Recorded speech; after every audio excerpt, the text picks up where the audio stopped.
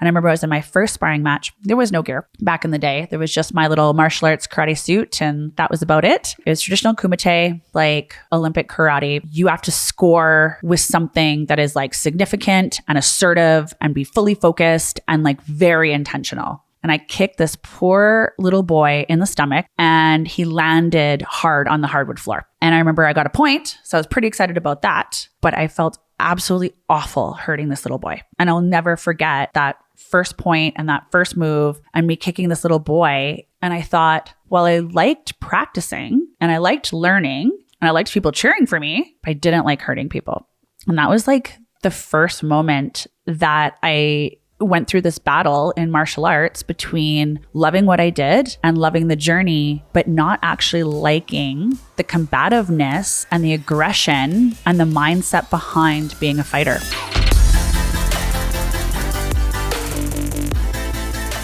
Welcome to Beyond the Black Belts. I'm Megan Cotterill, owner of 5 Elements Martial Arts in Calgary, Alberta, and the World Kickboxing and Karate Union Team Canada president. Today's podcast episode is I don't like fighting. So that's interesting, I think, because I've made a career out of martial arts since I was 8 years old. And I got to create a job from what I love the most, which is martial arts, which most people relate to as fighting. But I think there's a bit of a story behind that. So that is essentially fairly true. There are some things about fighting that I love, or types of fighting that get me all fired up.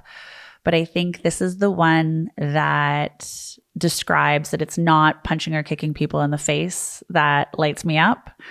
It's actually the other part of the journey that I've always really enjoyed, and that has always taught me like the greatest and biggest lessons, and that has guided and directed me through my whole life, and that I'm grateful to have had martial arts and what it's brought and how it saved my life, changed my life, evolved my life, and helped me to grow and figure out who I really am.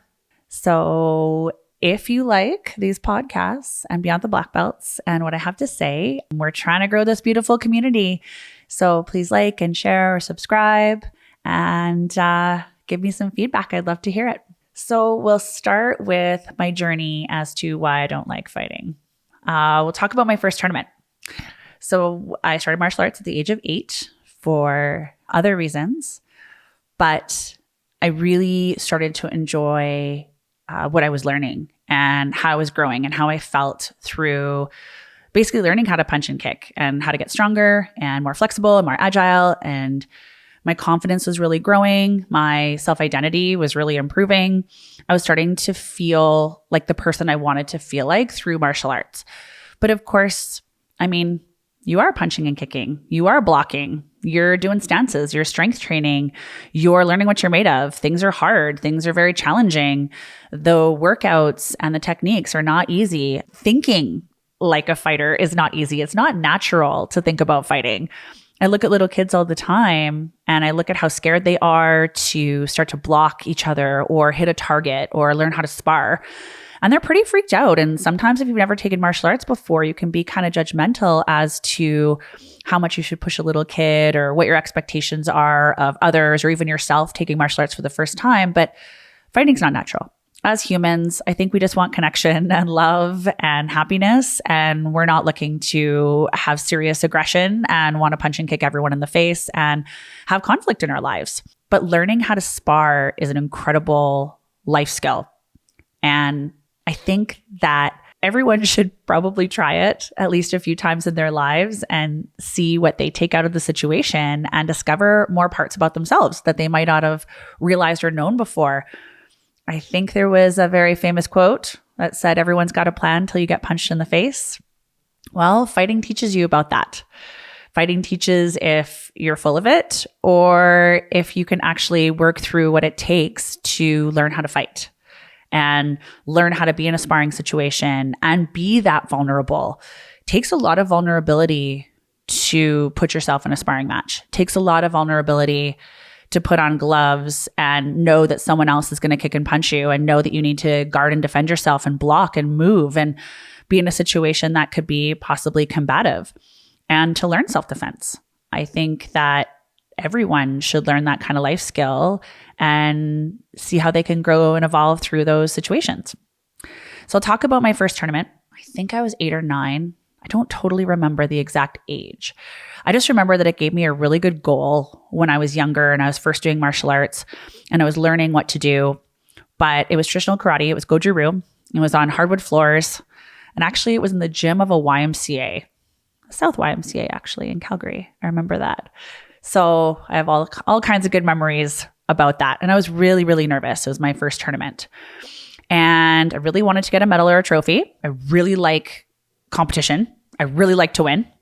Those things I've always wanted to do. I guess that comes from my desire to be perfect and thinking that I'm good enough if I'm, top of my game all the time and I'm succeeding and I'm attaining all these goals and doing all these kind of cool things. So I was pretty pumped up about it. And I remember I was in my first sparring match.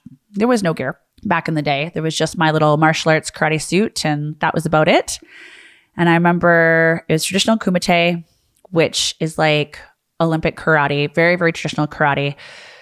And so you have to score with something that is like significant and assertive and be fully focused and like very intentional. And I kicked this poor little boy in the stomach. It was a beautiful front kick though.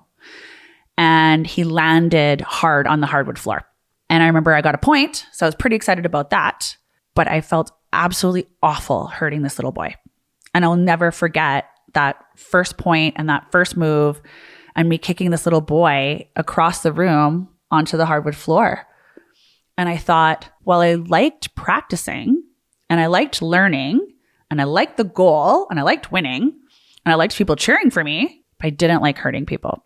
And that was like the first moment that I went through this battle in martial arts between loving what I did and loving the journey, but not actually liking the combativeness and the aggression and the mindset behind being a fighter. So it actually quite surprised me, and it surprised me my whole life, to be honest. So, this evolved from the time I was 8 years old on. I'm in my 40s now, and I've competed for a long time. And I guess we'll speed up until I had a baby. So I had a baby at 29.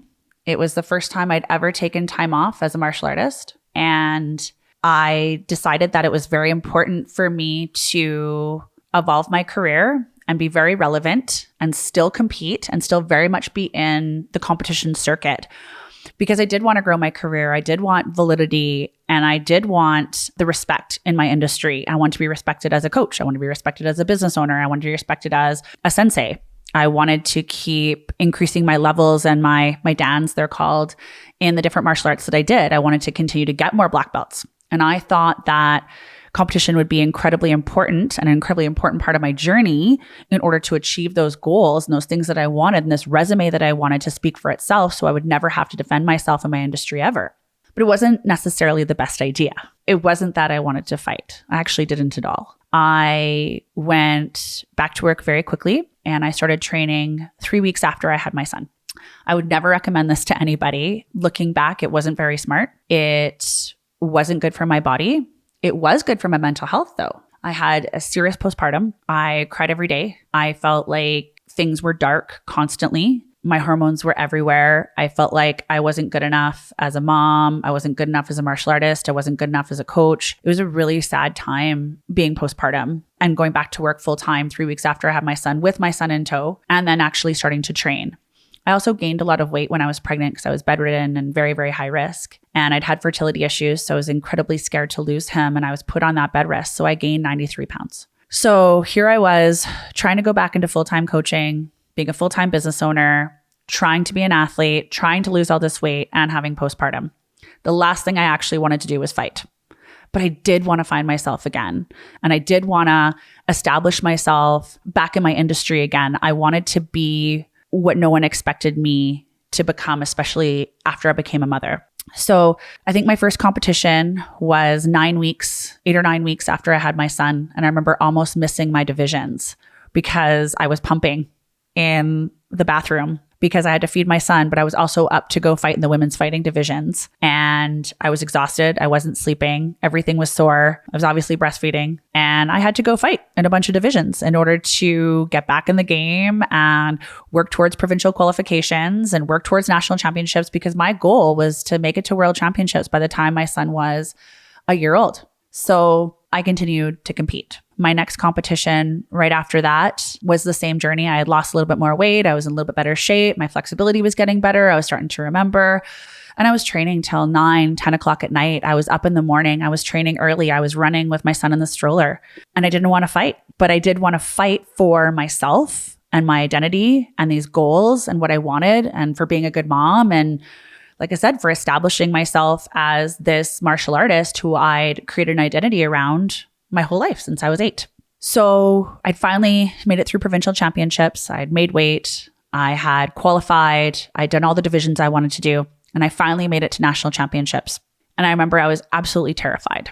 I had made a really low weight class. So I had lost, I think by that time, 80 pounds or 85 pounds by that point. And it had only been 7 or 8 months postpartum since I had my son.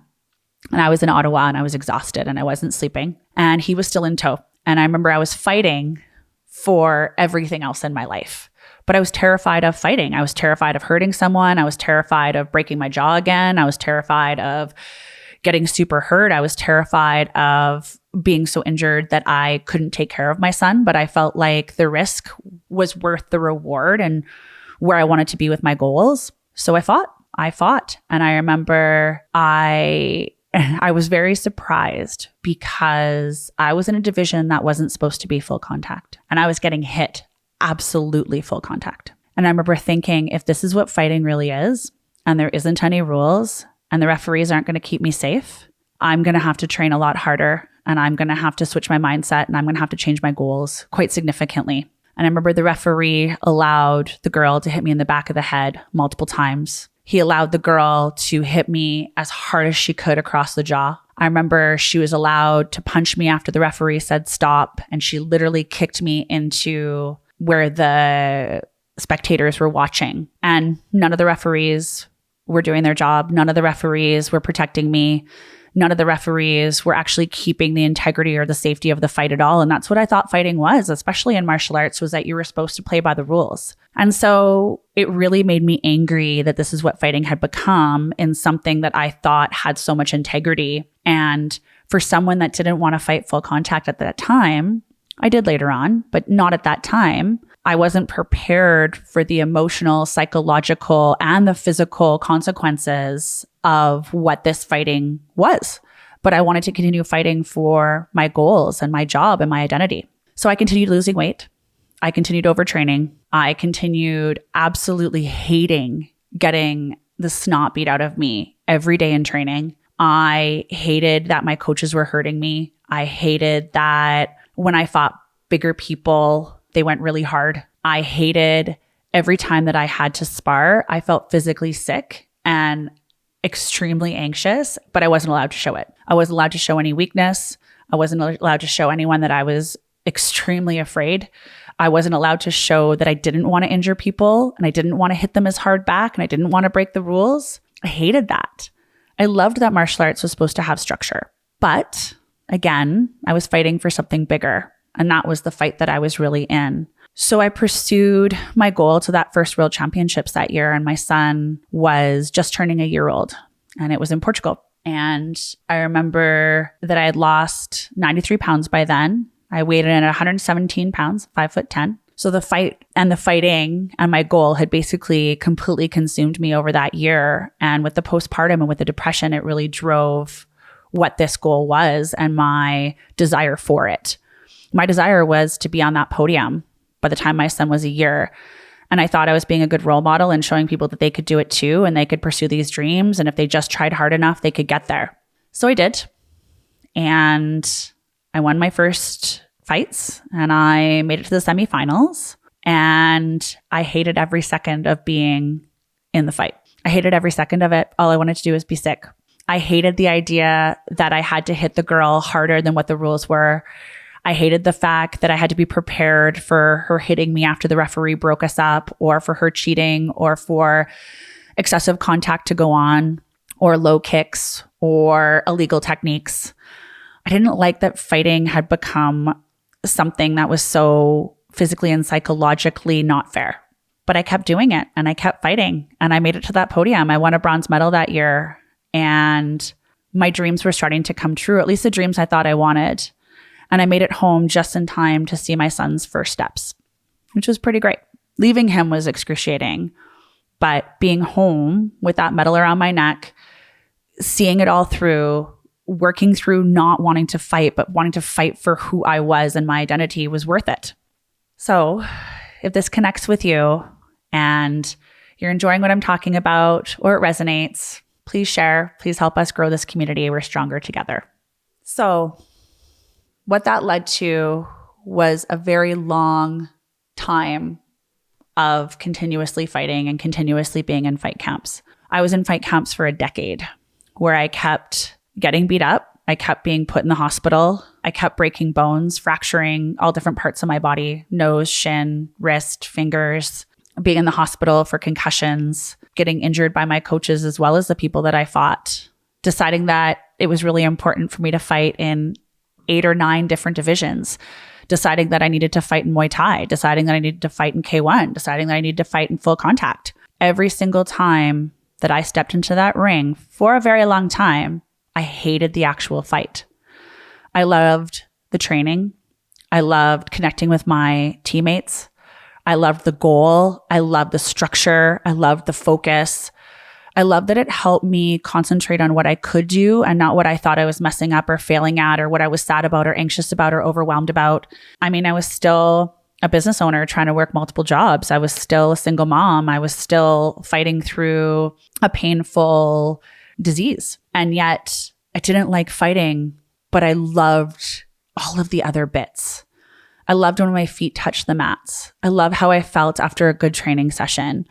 I loved when I got faster. I love when my head kicks got incredible. I loved that I found my favorite technique in the whole world, which was high side kicks. I loved high side kicking. I loved when I figured out that I was a right-handed southpaw. I loved figuring out that when I set a goal, I could actually make it happen. And when I set a dream, I could actually make it happen. I could make those dreams come true. I could make those goals come true. I could write down all of these crazy ideas. And through this whole journey, I could actually execute every single one exactly the way that I thought I would. There was consequences to all those things, but the journey was so significant. It really taught me what I was made of. And it really taught me what kind of strength I had on the inside and what kind of perseverance I had. And I feel really lucky that I've had martial arts and this fighting tool to teach me so much about myself and what resiliency I had and what kind of focus I had. And the fact that I was told that I would never achieve any of these goals. I would never achieve these goals in full contact. I would never achieve these goals in sport karate. I would never achieve these goals in traditional karate. I'd never achieve these goals in kung fu or taekwondo. And I did all of them. And the more that I was told that I couldn't, and the more that I was told that I would never actually be successful at this stuff, the more it drove me until I actually started like fighting. I started to like fighting. By the time my 9th and 10th and 11th world gold medal happened, I realized that I did like the game. I didn't like hurting people, but I liked the game. I liked the psychology of the fighting.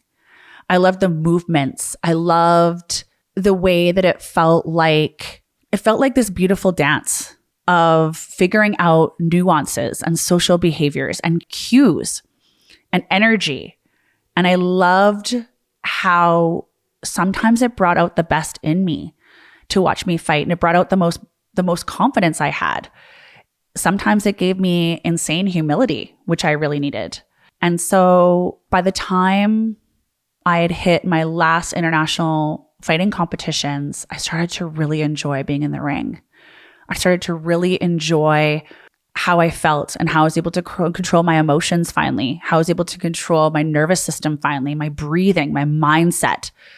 I remember one of the best parts of it was I would dance to warm up beside the ring. I would crack jokes. I wouldn't get stressed out. I wasn't giving dirty looks to my competitor.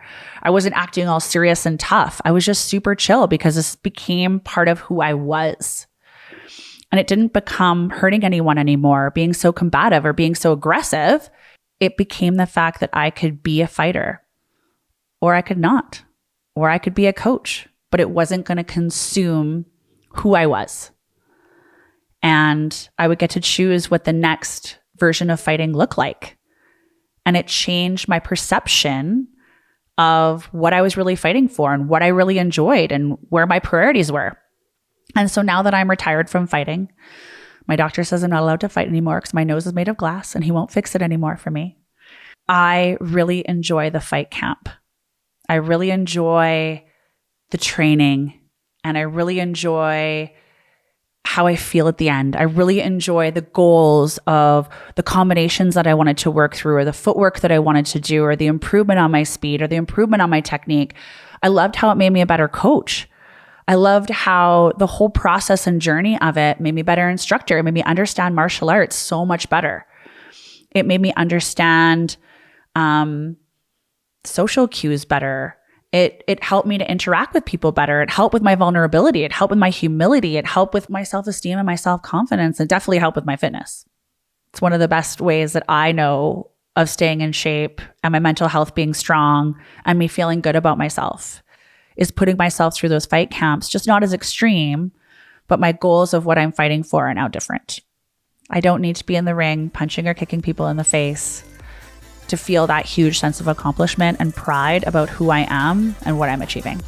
If you like this podcast and it resonated, please share, like, and subscribe.